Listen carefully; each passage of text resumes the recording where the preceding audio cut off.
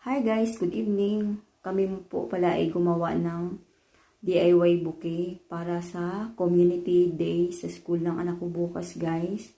Yan siya. Lahat ng flowers na yan guys ay galing lang sa garden namin at saka yung mga dahon-dahon at saka yung iba pang flower ay galing din sa mother-in-law ko.